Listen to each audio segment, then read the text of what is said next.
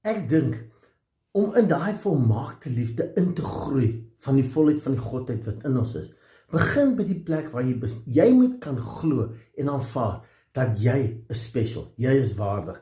Nou onthou, ek weet die probleem is, ons kyk self na ons eie foute, hoe ons faal, hoe ons dit mis, en ons is hard op onsself. Want onthou, ons het groot geword met die standaarde wat daar is. As jy dit is, en jy lyk so, en jy tree so op, dit is reg. En dit is 'n norm wat die wêreld aan ons gestel, en ek sê nie dit is alles verkeerd nie, maar nou het ons hard geraak op onsself. En ek wil vir jou sê, ja, ontdek en identifiseer die goed wat jou joy steel, die goed wat jy weet wat jou uit daai liefde gaan hou, om dit self te ervaar en om dit uit te leef, en begin daaraan te werk. En jy gaan nog steeds op daai pad foute maak. Maak nie saak, maak jy elke dag foute.